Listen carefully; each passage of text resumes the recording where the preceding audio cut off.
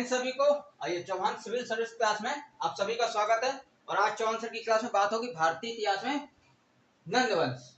प्राचीन भारतीय इतिहास में आज एक टॉपिक है नंदवंश के बारे में आज हम डिस्कस करेंगे और बहुत महत्वपूर्ण है, बहुत विस्तार से जानकारी है, क्योंकि ये भारतीय इतिहास का प्राचीन भारत का प्रथम शूद्र वंश जिसको नंदवंश के नाम से इतिहास में जाना गया है, ये आप समझिए। और प्रथम चक्रवर्ती सम्राट का इतिहास, ये भी आप समझिए कौन था प्रथम चक्रवर्ती सम्राट। और प्राचीन भारतीय इतिहास का प्रथम शूद्रवंश, इसके बारे में विस्तार से पूरी डिटेल से जानकारी है।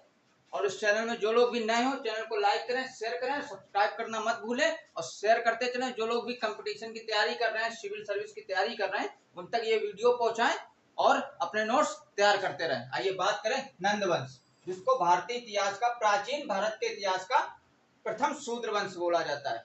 और प्रथम चक्रवर्ती सम्राट का इतिहास इसी में है। अब इसमें प्रथम चक्रवर्ती सम्राट माइंड पे आ रहा होगा। प्रथम चक्रवर्ती सम्राट आपको इसमें महापद्म नंद को कहा जाता है, क्योंकि उसने एक उसकी उपाधि एक राठ उपाधि थी, उसने एक राठ नाम की उपाधि धारण की थी। इसी कारण उसको प्रथम चक्रवर्ती सम्राट, क्योंकि उसने अपनी विजय पताका चारों दिशाओं में, उत्तर दक्षिण पूर्व पश्चिम चारों दिशाओं में उसने अपनी विजय पताका फहराई थी। और पूरे संपूर्ण 16 महाजनपद थे, 16 महाजनपदों को अपने अधीन, अपने शासन के अधीन लेकर आया था। पूरे 16 महाजनपदों को पर शासन करने वाला एकमात्र शासक था महापद्म नंद, और उन 16 महाजनपदों को अपने शासन के अधीन लेके आया था। शासन इसने मगध से किया है। सब 16 महाजनपदों में सबसे शक्तिशाली महाजनपद मगध था। शासन ये मगध पे बैठ के करता था, लेकिन जो बाकी के 15 महाजनपद थे, मगध के अलावा जो 15 महाजनपद थे, उन 15 महाजनपदों पर को इसने अपने शासन के अधीन लेके आया है। अपने अधीन, अपनी सत्ता के, अपनी शासन सत्ता के अधीन लेकर आया था। कौन? महापद्म नंद। तो आइए बात करें नंदवंश, जिसे शूद्रवंश कहा जाता है। शूद्रवंश कैसे था? प्राचीन भारत का प्रथम शूद्रवंश था और जिसको इतिहास में नंदवंश के नाम से प्रचलित हुआ। तो इसके जानकारी के क्या क्या स्रोत हैं, क्या क्या हम नंदवंश के बारे में क्या किस माध्यम से हमको जानकारी प्राप्त होती है, ये। इसके बाद फिर नंदवंश का इतिहास क्या था, इसके बाद फिर आपके जो इसमें शासक हुए इनके बारे में, कौन कौन शासक हुए इसमें, इनके बारे में डिस्कस करें। तो आइए बात करते हैं पहले जानकारी के ऐतिहासिक स्रोत, किसके माध्यम से, किस स्रोत के माध्यम से, किस तरीके से हमको इनके नंदवंश के बारे में जानकारी मिलती है। तो सबसे महत्वपूर्ण नंदवंश के बारे में जानकारी देने वाला सबसे महत्वपूर्ण स्रोत है आपका, ऐतिहासिक स्रोत है आपका, उड़ीसा के कलिंग में स्थित हाथी गुम्फा अभिलेख। उड़ीसा के कलिंग में स्थित हाथी गुम्फा अभिलेख सबसे महत्वपूर्ण है, जिसमें इसमें क्या कहते हैं, नंदवंश के बारे में कुछ जानकारियां जो है वो उत्कीर्ण की गई, लिखित रूप में मिलती है जानकारी। कहाँ पे?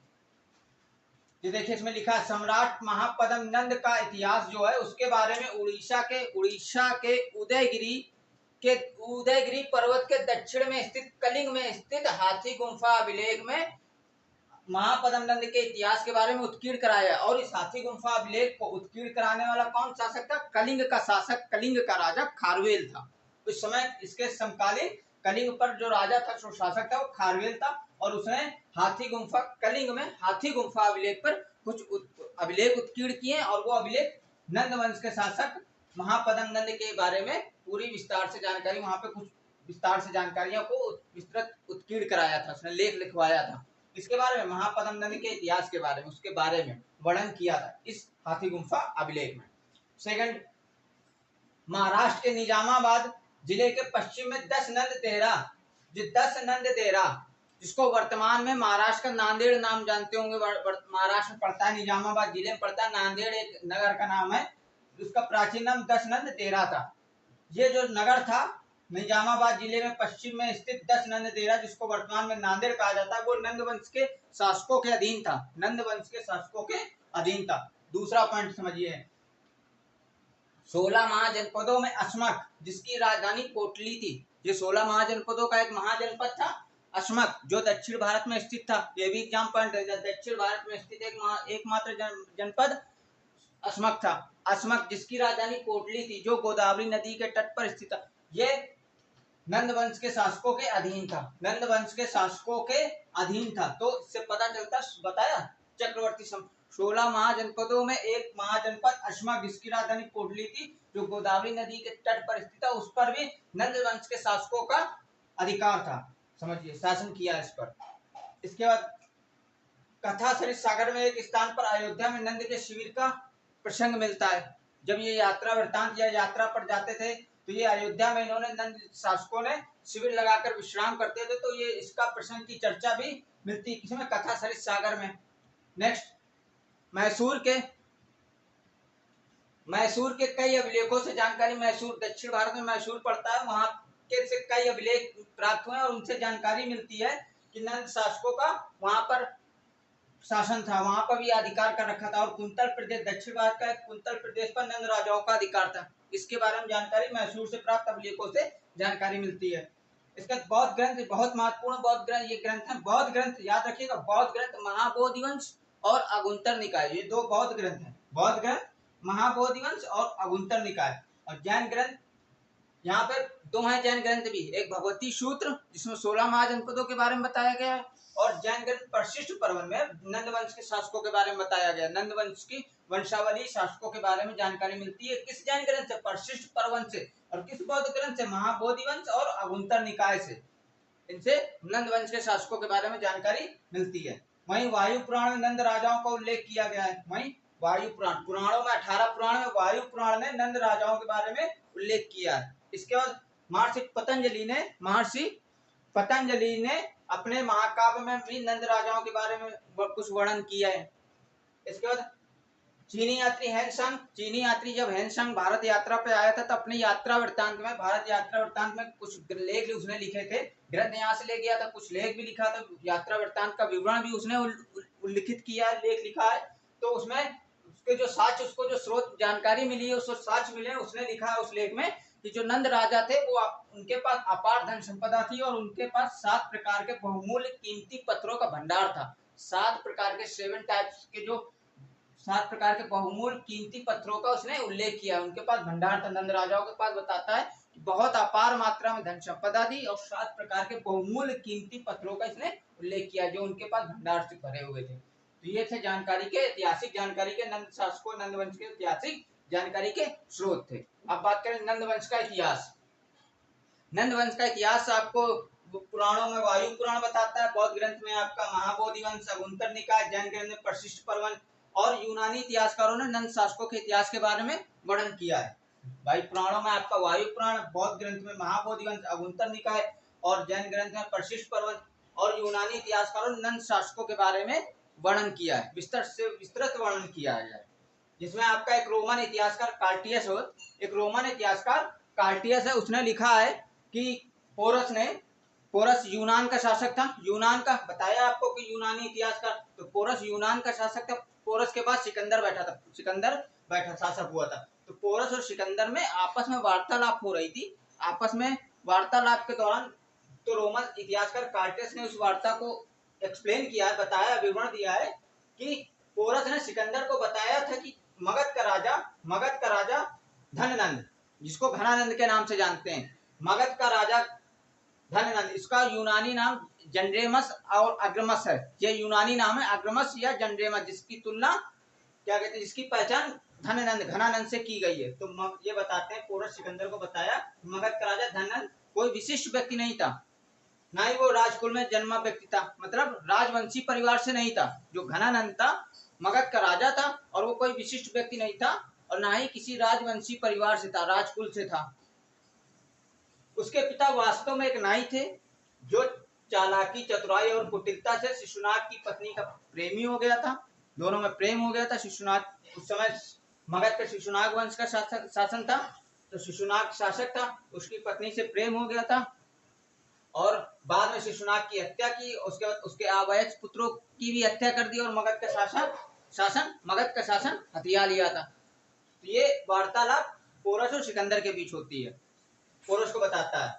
इसके बाद पुराणों में 9 नंदवंशी राजाओं का उल्लेख है। पुराणों में 9 नंदवंशी राजाओं का उल्लेख किया गया हुआ। पुराणों में कौन सा पुराण पुष्टि करता है इसकी? वायु पुराण। और इसमें पुराणों में यह भी बताया गया है कि नंदवंशी जो शासक हुए हैं, राजा हुए, उन्होंने 100 वर्षों तक शासन किया।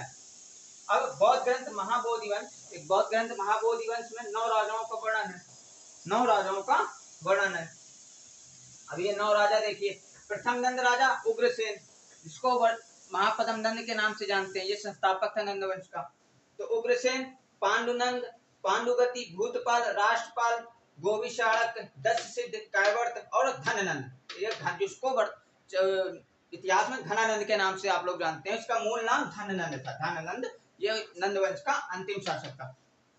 इसके बाद जैन ग्रंथ बताया आपको, जैन ग्रंथ परिशिष्ट पर्वन में अग्रमस और जंड्रेमस को सिकंदर के समकालीन माना है, और इस अग्रमस और जंड्रेमस की पहचान घनानंद से की जाती है, घनानंद से की जाती है। तो सिकंदर के समकालीन मगध का शासक कौन था? घनानंद था। सिकंदर के समकालीन मगध का शासक घनानंद था। जंड्रेमस, जिसकी जंड्रेमस यूनानी नाम जंड्रेमस था। पुराणों में अब जैसे बताया, ये आपके 9 राजा हो गए, और ये इसका इतिहास, इनका इतिहास हो गया। इसके बाद इसमें पुराणों में उग्रसेन को बताया महापदम नंद, महापदम पति कहा गया है। पुराणों में उग्रसेन को सर्व क्षत्रांतक कहा गया, क्योंकि इसने सभी क्षत्रियों का नाश करने वाला कहा गया है। जैन ग्रंथ परिशिष्ट पर्वन में पहला नंद राजा जो कि उग्रसेन था, एक गणिका और नायक का संतान पुत्र था। गणिका मतलब दासी का, और नायक का पुत्र था, ये बताया गया। किसमें बताया? जैन ग्रंथ बताया आपको। जैन ग्रंथ और बौद्ध ग्रंथ नंद वंश के शासकों की सटीक आपकी वंशावली और इसके बारे में जानकारी देता है। तो समझिए, तो जैन ग्रंथ परिशिष्ट पर्वन में पहला नंद राजा एक गणिका दासी का और नायक का पुत्र था, समझिए, उग्रसेन। तो इसलिए पता इतिहास में इसको बताया गया नंद वंश को पहला शूद्र वंश, प्राचीन भारत का प्रथम शूद्र वंश नंद वंश था। और पहला प्रथम शूद्र वंश का शासक कौन था? महापदम नंद था, उग्रसेन, जिसका नाम उग्रसेन था। और महापदम नंद, महापदम पति इसको कहा गया है। इसके बाद इसकी और इसकी पुष्टि करता है कार्टिस इतिहासकार है, अग्रबीज के विषय में बताता है कि अग्रबीज के विषय में बताता है कि इसका पिता वास्तव में नाई था, इसका पिता वास्तव में नाई था, अग्रबीज। और इसका अग्रबीज के विषय में बताता है कि इसका पिता वास्तव में नाई था, और अग्रबीज का जो व्यक्तित्व वो आकर्षण था, और क्या कहते हैं, इसका जो शिशुनाग की पत्नी से इसको प्रेम हो गया था, दोनों में प्रेम हुआ, और इसके बाद ये इसके दरबार में नाई था, और ये फिर शासन में हस्तक्षेप करने लगा। कुछ विश्वास पात्रों का विश्वास हासिल किया, कुछ विश्वास पात्रों का विश्वास हासिल किया, और शासन संचालन में हस्तक्षेप करने लगा, और शासन में उच्च पद तक पहुंच गया। फिर इसने मौके की परिस्थिति का लाभ उठाकर शासक शिशुनाग की हत्या कर दी, और उसके आवायक पुत्रों का संरक्षक हो गया, उसके आवायक पुत्रों का संरक्षक बन गया। कुछ समय बाद उसके आवायक पुत्रों की भी हत्या कर दी, और शासन की मगध के शासन को हथिया लिया, ये था। इसके बाद महापदम नंद, ये सारा काम किसने किया था? महापदम नंद ने किया था।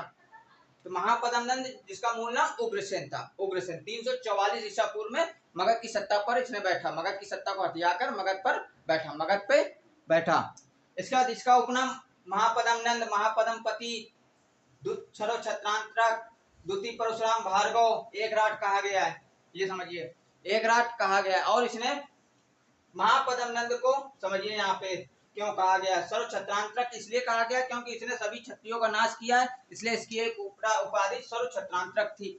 इसके बाद इसको द्वितीय परशुराम, भार्गव और एक राट इसलिए कहा गया है क्योंकि इसने सभी 16 महाजनपदों पर, 16 मगध सबसे शक्तिशाली महाजनपद था, मगध को तो इसने अपने शासन पे मगध से बैठकर इसने शासन किया, और जो बचे 15 महाजनपद थे उनको अपने ही इस मगध शासन के अधीन लेकर आया, अपनी सत्ता के अधीन लेकर आया था, और एक केंद्रीय शासन प्रणाली को व्यवस्थित किया था इसने। किसने? महापदम नंद। एक केंद्रीय प्रशासन प्रणाली को जन्म दिया इसने।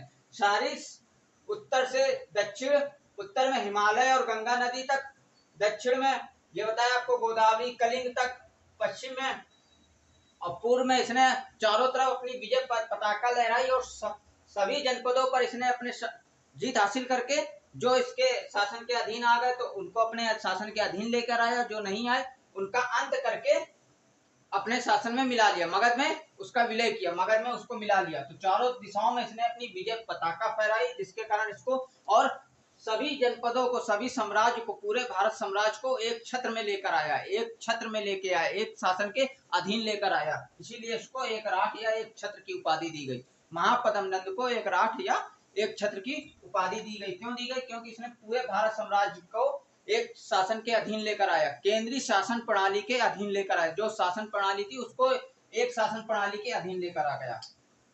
और केंद्रीय शासन प्रणाली का जनक इस महापदम नंद को माना जाना जाता है। केंद्रीय शासन प्रणाली व्यवस्था का जनक कौन था? महापदम नंद था। क्योंकि पूरे संपूर्ण भारत साम्राज्य को एक शासन के अधीन लेकर आने वाला कौन था? महापदम नंद था। सबसे महत्वपूर्ण एग्जाम पॉइंट है क्लास का कि केंद्रीय शासन प्रणाली का जनक कौन था? महापदम नंद था। केंद्रीय शासन प्रणाली पूरे प्राचीन भारत को, पूरे साम्राज्य को एक शासन प्रणाली के अंतर्गत लाने वाला कौन शासक था? महापदम नंद था। ये आप समझिए इस एग्जाम पॉइंट का सब। और व्याकरण आचार्य पाणिनि महापदम नंद के मित्र थे। व्याकरणाचार्य पाणिनि इस महापदम नंद के मित्र थे। इसके बाद अब ये 9 शासक हुए, बता दिए आपको। 9 शासक में इसके पुत्र जो थे सभी इसके पुत्र थे। और कहा जाता है इसमें वायु पुराण में बताया गया कि इस महापदम नंद ने 28 वर्ष तक शासन किया है। और तिब्बती लेखक तारानाथ ने बताया है कि 29 वर्ष तक महापदम नंद ने शासन किया मगध पे। इसके बाद जैन ग्रंथों में बताया है कि महापदम नंद ने मगध पर 28 वर्ष तक शासन किया है। तो सबके अपने अपने मत हैं। और इसके बाकी पुत्रों ने एक एक वर्ष शासन किया है। और नंद वंश का अंतिम शासक धननंद था, जिसको घनानंद के नाम से जानते हैं, जिसको घनानंद के नाम से जानते हैं। इस ये नंद वंश का अंतिम शासक था। इसके बाद नंद वंश देखिए। नंद वंश में महाबोधि वंश के अनुसार, बौद्ध ग्रंथ महाबोधि वंश के अनुसार नंद वंश का अंतिम शासक धनानंद, जिसको घनानंद के नाम से जानते हैं, जिसको घनानंद के नाम से जानते हैं। इसमें कुछ किंवदंती है। इसका नाम धननंद कैसे पड़ा देखिए। धननंद, घनानंद, घनानंद करके जानते हैं। धननंद इसका मूल नाम था। और इसको धन से बहुत अधिक लगाव था, बहुत अधिक प्रेम था। और ये क्या करता था, किंवदंतियां हैं, धन से बहुत अधिक प्रेम लगाव होने के कारण ये इसका नाम धननंद पड़ गया। और ये कहा जाता है कि गंगा के तलहट में एक गुफा का निर्माण इसने कराया था। चट्टान को काटकर एक गुफा के रूप में निर्माण कराया और वहां ये धन को इकट्ठा करके छुपा के धन को वहां रखता था। और ये भी कहा जाता है कि ये जमीन खुदवा कर धन को गाड़ दिया करता था। तो इस कारण इसका नाम धननंद पड़ गया था, घनानंद के नाम से जानते हैं। इसके बाद और इसने जनता पर बहुत सारे कर लगा रखे थे। जनता पर इसने, जिससे इसकी आय जो थी, जिससे इसकी धन संपदा बढ़ती गई और आय की जो आय थी वो ज्यादा से ज्यादा इसको आय प्राप्त हो, इससे इसने जनता पर बहुत से कर लगा रखे थे, जिससे जनता इससे असंतुष्ट थी। जनता इससे असंतुष्ट थी। बहुत बेकार, बहुत मात्रा में इसने जनता पर कर लगा रखे थे, जिससे इसको आय की प्राप्ति हो और इसके पास धन संपदा बढ़े। जैसे कि यहाँ पे चीनी आते हैं, शांग ने बताया नंद राजाओं के पास अपार धन संपदा थी, 7 प्रकार के बहुमूल्य कीमती पत्थर थे। तो अपार संपदा इसी प्रकार क्या है कि इसने जनता पर बहुत से कर लगा रखे थे, जिससे जनता इससे असंतुष्ट थी। ये आप समझिए। इसके बाद वायु पुराणों में इसको नंद राजाओं को अधर्मी बताया गया है। पुराणों में नंद राजाओं को अधर्मी बताया गया है। ये इसके बाद जो धननंद था, घनानंद था, ये जैन मतानुयायी था, जैन धर्म को मानने वाला था। और इसके दरबार में जैन धर्म के मानने वाले ये मंत्री थे शकटाल और स्थूलभद्र। शकटाल और स्थूलभद्र इसके राज दरबार में मंत्री थे और ये जैन मतानुयायी थे। जैन धर्म का ये भी मानने वाला था, अनुयायी था। घनानंद भी जैन धर्म का इसने पालन पोषण, इसने जैन धर्म को संरक्षण दिया, जैन मतानुयायी हुआ, जैन धर्म को स्वीकार किया। और जैन धर्म को स्वीकार करके ये जैन अनुयायी शकटाल और स्थूलभद्र इसके दरबार में मंत्री थे। और एक किंवदंती और कहा जाता है कि जो एक मंत्री था काल्पक, उसने सभी क्षत्रियों का नाश करने के लिए भेजा था। नंद राजाओं ने का एक मंत्री था काल्पक, उसने सभी क्षत्रियों का नाश किया। और मिलिंद पानों में बताया गया है कि इसका नंद का घनानंद का एक मंत्री भद्रसाल था। ये मिलिंद पानों में है। भद्रसाल मंत्री मिलिंद पानों ने बताया है। इसके बाद इसके ये 2 अमात्य बताया, अमात्य मंत्री थे शकटाल और स्थूलभद्र। और इसके समय में नंद राजाओं के समय वररुचि और कत्तायन जैसे विद्वान का भी जन्म हुआ है। नंद शासकों के समय, नंद राजवंश के समय, नंद शासकों के समय, नंद वंश जब चल रहा था उस समय वर रुचि और कात्यायन जैसे विद्वानों का जन्म भी हुआ है। इसके बाद चंद्रगुप्त मौर्य ने चाणक्य की सहायता से धनानंद की हत्या करके मगध पे नंद वंश का अंत करता है और मगध पे मौर्य वंश की स्थापना करता है। और इस पूरी प्रक्रिया को वंशी क्रांति या वंशी परिवर्तन के नाम से जाना गया है। वंशी क्रांति या वंश परिवर्तन के नाम से जाना गया है। क्यों? क्योंकि नंद वंश का अंत होकर मौर्य वंश प्रारंभ होता है, तो एक वंश से खत्म होकर दूसरा वंश चालू होता है। तो इस पूरे प्रक्रिया को वंशी क्रांति या वंशी परिवर्तन के नाम से जाना गया है। तो ये थे आपके नंद वंश, जो प्राचीन भारतीय इतिहास का प्रथम शूद्र वंश था और प्रथम चक्रवर्ती सम्राट का इतिहास हो गया। जैसे प्रथम चक्रवर्ती सम्राट कौन था? महापद्म नंद। कैसे था मैंने आपको बता दिया। इसने विजय पताका उत्तर दक्षिण पूर्व पश्चिम में अपनी विजय पताका फहराई और संपूर्ण साम्राज्य को एक छत्र में लेके एक शासन के अधीन लेकर आया। इसलिए इसने एक छत्र एक राष्ट्र उपाधि धारण की। और 16 महाजनपदों पर शासन करने वाला एकमात्र शासक कौन था? महापद्म नंद था। महापद्म नंद था, इसलिए इसको प्रथम चक्रवर्ती सम्राट कहा गया। प्रथम चक्रवर्ती सम्राट कहा गया क्योंकि पूरे 16 महाजनपदों को एक शासन स्थापित करके उस पर एक शासन के अधीन लाना और उस पर शासन करना, ये महापद्म नंद ने किया है। इसके बाद इसके पुत्र उतने योग्य नहीं थे। और इसके बाद धनानंद, ये बताया आपको, ये अभिलाषी और वो मतलब धन की तरफ उसका ज्यादा लगाव था और गलत स्त्रियों की संगत ये पसंद करता है, जिसके कारण साम्राज्य का विनाश होता गया। और जनता पर इसने बेकार के कर लगा रखे थे, बहुत ज्यादा मात्रा में बेकार के कर लगा रखे थे, जिससे जनता भी इससे असंतुष्ट थी। तभी इसमें क्या हुआ? वंशी क्रांति हुई या वंशी परिवर्तन हुआ। और चाणक्य ने इसने चाणक्य का अपमान कर दिया था। चाणक्य इसके दरबार में पुरोहित था और इसने चाणक्य किसी बात को लेकर चाणक्य का इसका विवाद हुआ और इसने चाणक्य का अपमान कर दिया था। तब इसने चाणक्य ने प्रतिज्ञा ली थी कि तुमको सत्ता से उखाड़ फेंकेंगे। तब उसने चंद्रगुप्त मौर्य के सहायता से चंद्रगुप्त मौर्य ने नंद वंश का अंत किया। तो ये था आपका नंद वंश।